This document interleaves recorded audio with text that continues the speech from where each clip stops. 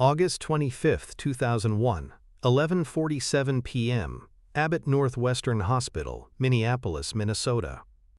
43-year-old Prince Rogers Nelson stood in the doorway of room 314, looking at the frail figure of his 85-year-old father, John Lewis Nelson, who had been unconscious for 3 days following complications from diabetes that had finally overwhelmed his failing body. The two men hadn't spoken in over 2 years. Their last conversation had ended in the same bitter arguments about music, money, and manhood that had poisoned their relationship since Prince's childhood. But when the hospital called to say that John had hours, maybe minutes left to live, Prince had driven through the night from Los Angeles, arriving just as his father's vital signs were beginning their final irreversible decline. What happened in that sterile hospital room during the next 17 minutes wasn't just a son saying goodbye to his dying father. It was the most devastating and healing conversation in Prince's life, a moment of raw honesty that forced both men to confront 40 years of pain, pride, and misunderstanding that had kept them from ever truly knowing each other. When Prince finally leaned close to his father's ear and whispered the words that no one expected him to say, every doctor, nurse, and family member present began crying uncontrollably, understanding that they were witnessing not just death, but the kind of forgiveness that can transform a lifetime of suffering into something approaching peace. If you believe that love and forgiveness can transcend even the deepest wounds, and that some of the most powerful words are spoken when there's no time left for anything but truth, please subscribe to witness the moment when a son's final confession to his dying father created the most emotionally devastating scene in Prince's life and proved that healing is possible even in the shadow of death. The relationship between Prince and his father, John Lewis Nelson, had been complicated by decades of mutual misunderstanding, professional jealousy, and emotional wounds that neither man had ever learned how to heal. John, a jazz pianist and songwriter who had achieved modest success in Minneapolis's music scene during the 1950s and 1960s, had struggled with his son's astronomical success, viewing Prince's fame as both vindication of the musical talent he had passed down and a painful reminder of the career recognition that had eluded him throughout his own life. Prince's feelings toward his father were equally complex, mixing gratitude for the musical foundation John had provided with resentment about the emotional distance, criticism, and conditional love that had characterized their relationship throughout Prince's childhood and adult career.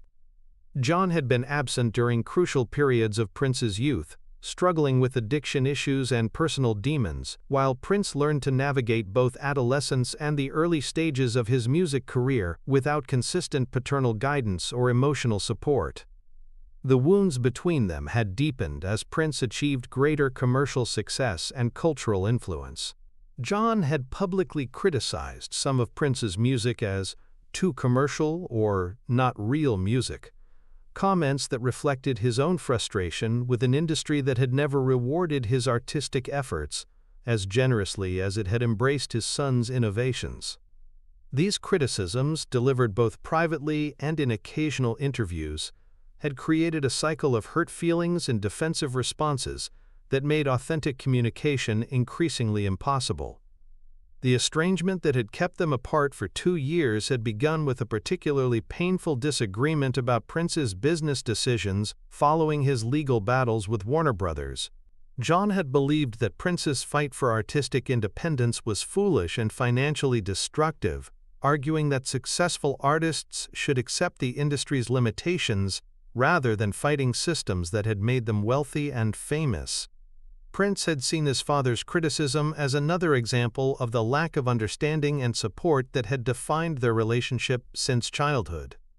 From Prince's perspective, John's inability to support his artistic independence reflected the same emotional distance that had characterized their relationship when Prince needed paternal guidance during his teenage years and early career development. When Abbott Northwestern Hospital called Prince's manager, Steve Fargnoli, on August 25 to inform him that John Lewis Nelson was dying and had specifically asked for his son, Prince was in Los Angeles working on what would eventually become his The Rainbow Children album. The call came at 9:15 p.m. Pacific Time, and Prince's immediate reaction was a mixture of grief, regret, and panic about the possibility of losing his father before they could resolve their differences. By 9:30 p.m., Prince was driving toward Los Angeles International Airport for the red-eye flight that would get him to Minneapolis just hours before his father's death. During the 3-hour flight, Prince found himself confronting emotions and memories that he had spent decades trying to suppress, rationalize, or compartmentalize in ways that allowed him to function professionally despite the unresolved pain in his personal relationships.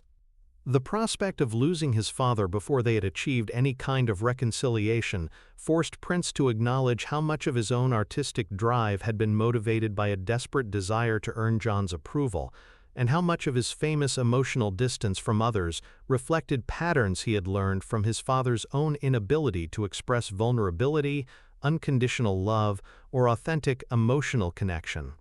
Prince arrived at Abbott Northwestern Hospital at 11:30 p.m., just 17 minutes before what would become the most emotionally significant and transformative conversation of his entire life.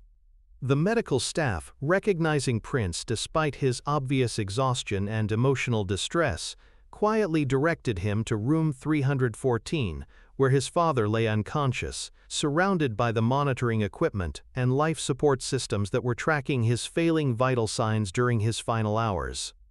Dr. Patricia Martinez, the attending physician who had been caring for John during his final hospitalization, briefed Prince on his father's condition with the gentle directness that medical professionals develop after years of preparing families for inevitable loss. "Your father has been unconscious since Friday evening," Dr. Martinez explained with careful compassion. "The diabetes has caused multiple organ failure. We're keeping him comfortable with pain medication, but his body is shutting down systematically. He may not regain consciousness, but if he does, it will probably only be for a few minutes." Prince nodded, processing medical information that he had intellectually expected, but emotionally wasn't prepared to accept or integrate into his understanding of what the next few hours would contain. Did he say anything about wanting to see me?" Prince asked, his voice betraying the vulnerability and desperate hope that he rarely allowed others to witness, especially in professional or public contexts. "He asked for you specifically when he was first admitted," quote. Dr. Martinez replied. "He said he needed to talk to his son before he died. He seemed to have important things he wanted to say, things he said he should have said years ago." Prince entered room 314, carrying the emotional weight of 40 years of unfinished conversations, unresolved conflicts, unexpressed love, and mutual hurt that had defined his relationship with the man who had given him both his musical foundation and his deepest emotional wounds. John Lewis Nelson looked impossibly small and fragile in the hospital bed, his body reduced by illness to a frail shadow of the man who had dominated Prince's childhood through a combination of musical inspiration and emotional unavailability. The monitoring equipment created a steady rhythm of beeps and electronic sounds that marked the passing of what everyone understood were his final hours on Earth. Prince sat beside the bed, took his father's hand, surprised by how cold and thin it felt, and began talking to the unconscious man who had shaped his life in ways both profound and destructive. "Dad," Prince said quietly, his voice barely audible above the sound of the medical equipment, "I'm here. I came as soon as they called me." For several minutes, Prince spoke about practical matters, funeral arrangements he would handle, musical recordings that John had left unfinished that Prince could help complete, family members who had asked Prince to convey their love and final messages. But gradually, as Prince became more comfortable with the one-sided conversation, he began addressing the deeper emotional issues that had kept them emotionally distant, despite their undeniable musical connection and shared genetic legacy. "I know we haven't been talking," Prince continued, his voice growing stronger as he committed to the kind of complete honesty that felt long overdue and absolutely necessary. "I know you think I made mistakes with my career, with my business decisions, with my music. Maybe you're right about some of it. Maybe I was too stubborn, too proud to listen to advice that could have saved me problems." Prince paused, struggling with words that felt inadequate to address decades of mutual hurt, misunderstanding, and the kind of emotional distance that develops between people who love each other but don't know how to express that love in ways the other person can receive and understand. But I need you to know that everything I accomplished, everything I achieved in music, I did partly because I was trying to make you proud. Even when we were fighting, even when you were criticizing my music or my choices, I was still trying to prove to you that I understood what you taught me about being a musician, about respecting the craft, about treating music as something sacred. At 11:52 p.m., something remarkable and unexpected happened. John's eyes opened slowly, and he looked directly at Prince with a clarity and presence that surprised everyone in the room. Dr. Martinez, who had been monitoring John's condition from a respectful distance, immediately moved closer to check his vital signs and noted with amazement that Prince's father had somehow emerged from the unconsciousness that had characterized his condition for 3 days. "Prince," John whispered, his voice barely audible but unmistakably present and aware. "You came. I wasn't sure. I thought maybe." "Of course I came, Dad," Prince replied, tears beginning to flow as he realized he was being given the gift of final conversation that he had thought was lost forever. "I would always come. You're my father." What followed during the next 17 minutes was the most emotionally devastating and healing conversation of Prince's life. John, speaking with the brutal honesty and emotional transparency that often accompanies approaching death, began addressing issues and feelings he had never been able to discuss during healthy times when pride and fear made such honesty seem impossible or too risky. Before we reveal what Prince whispered to his dying father that made every medical professional present break down in tears, and how 17 minutes of complete honesty transformed a lifetime of pain into something approaching peace and mutual understanding, let me ask you, have you ever had words you needed to say to someone before it was too late? Have you witnessed the transformative power of truth spoken, when there's no time left for anything but complete authenticity? Share your thoughts in the comments, because what happened in that hospital room became the most emotionally powerful moment in Prince's life, and reminded everyone present that love and forgiveness can transcend even the deepest wounds when expressed with complete honesty. "I was jealous of you," John admitted, his voice gaining strength as he spoke words that had been suppressed for decades. "When you became famous, when you achieved everything I had dreamed about but never accomplished, I was proud, yes, but I was also jealous. I criticized your music because I was angry that you had succeeded where I had failed." Prince listened to his father's confession with amazement and heartbreak, understanding for the first time that John's criticism throughout the years had emerged from his own unfulfilled dreams and professional disappointments, rather than genuine disapproval of Prince's artistic choices or creative directions. "Dad, you didn't fail," Prince said, his voice breaking with emotion as he processed this revelation. "You gave me the foundation for everything I accomplished. Every song I wrote, every performance I gave, every piece of music I created, it all started with what you taught me about melody, rhythm, harmony, and the power of musical expression to communicate what words alone cannot say." John's eyes filled with tears as he heard his son's words, but he wasn't finished with the painful honesty that had been locked inside him throughout their troubled relationship. "I wasn't a good father," John continued, each word requiring obvious physical effort, but delivered with determination to complete this final conversation. "I was too proud to show you love the way you needed to receive it, too scared of my own feelings to help you understand yours. I left you to figure out manhood by yourself when you needed a father to guide you through the challenges of growing up and building a career. You were the father you knew how to be," Prince replied, squeezing John's hand with desperate tenderness. "You did the best you could with what you had learned from your own father with the tools you had available. I understand that now. I understand that being a parent is impossible to do perfectly." But John wasn't ready to accept Prince's forgiveness without delivering the complete truth that had haunted him throughout their troubled relationship. "I was afraid of you," John whispered, his admission shocking everyone within hearing distance.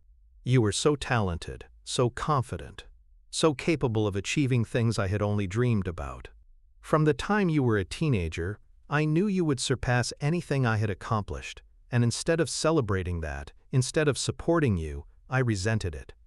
John paused, struggling for breath, but determined to continue the conversation that he understood would be his final opportunity to connect authentically with his son. "I criticized your music because I was afraid that if I admitted how brilliant it was, I would have to face how ordinary my own talents were by comparison. I was afraid that if I supported your success completely, I would have to confront my own failures honestly." Prince was crying openly now, processing revelations that recontextualized their entire relationship in ways that were simultaneously heartbreaking and healing, devastating and liberating. "Dad, your music wasn't ordinary," Prince said through his tears. "Your songs, your piano playing, your understanding of harmony and composition, that was the foundation everything else was built on. I became famous, but you made me a musician. You gave me the tools that made everything else possible." The conversation continued for several more minutes, with both men expressing love, regret, forgiveness, and understanding that had been impossible to communicate during the decades when pride and fear had kept them emotionally distant and unable to see past their mutual hurt to the love that had always existed underneath their conflicts. But the moment that would haunt and heal Prince for the rest of his life came when John's breathing became more labored, and Dr. Martinez quietly indicated that his time was running out. Prince leaned close to his father's ear, so close that only John could hear the words that no one in the room expected him to say. "Dad," Prince whispered, his voice barely audible, "I forgive you for everything, and more than that, I'm grateful for everything. The distance, the criticism, the times you weren't there, all of it made me who I am. You didn't just give me music, you gave me the hunger to prove myself, the drive to keep creating no matter what obstacles I faced, the strength to stand alone when I had to." Prince paused, gathering himself for the final words he would ever speak to his father, words that carried the weight of absolute truth and complete love. "I love you, Dad. Not just as your son, but as one musician to another. You were my first teacher, and everything I learned after that was just building on what you showed me about the power of music to express what the human heart feels but words cannot adequately describe."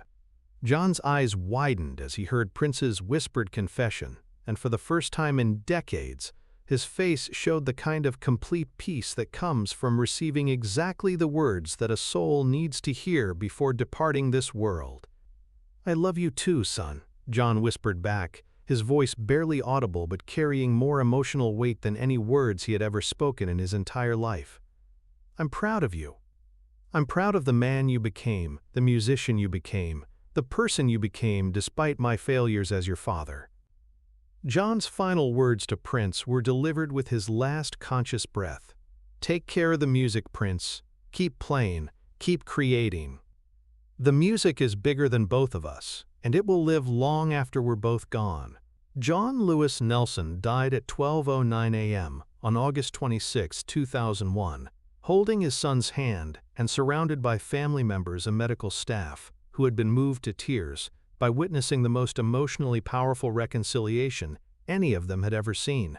Dr. Martinez later said that in 30 years of practicing medicine, she had never witnessed a death that felt more like completion than tragedy. Prince and his father didn't just say goodbye, she recalled years later. They healed a relationship that had been wounded for decades. What they gave each other in those final minutes was more powerful than any medical intervention I've ever seen. The impact of Prince's final conversation with his father extended far beyond that single night at Abbott Northwestern Hospital. In interviews conducted in subsequent years, Prince would describe the experience as the most emotionally significant moment of his life, more important than any award, performance, or professional achievement he had ever accomplished. "My father's death taught me that love doesn't require perfect relationships," Prince told Oprah Winfrey in a 2004 interview that would become one of his most emotionally revealing public conversations. "It requires honest ones. We spent 40 years not saying what we really felt, and then we said it all in 17 minutes. I learned that it's never too late for truth, but it might be too late for time." Prince's music following his father's death reflected the emotional healing and psychological integration that had emerged from their deathbed reconciliation. Albums like Musicology 2004 and 3121 2006 incorporated jazz influences and piano-based compositions that honored John's musical legacy while showcasing Prince's own evolution as an artist who had learned to integrate his father's influence with his own innovative vision.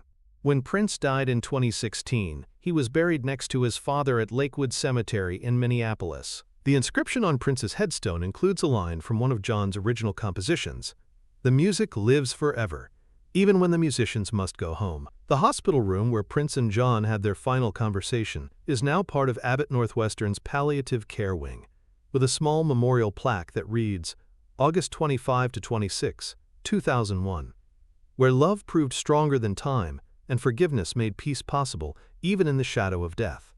Today, the John Lewis Nelson Music Foundation, established by Prince following his father's death, provides music education and instruments to children from low-income families, ensuring that the musical legacy that connected father and son continues to influence future generations of artists who might not otherwise have access to quality musical instruction.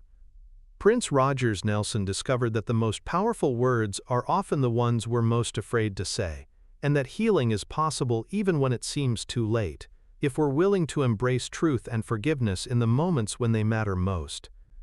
A son's final whispered confession to his dying father proved that love transcends every wound, that understanding can emerge from decades of misunderstanding, and that some conversations are worth waiting a lifetime to have, even if they only last 17 minutes. If this story reminds you that it's never too late for truth, and that the most powerful healing often happens when we finally find the courage to say what our hearts have always known, please subscribe to keep these lessons alive. Because the world needs more reminders that love and forgiveness can transform even the deepest pain when expressed with complete honesty and perfect timing.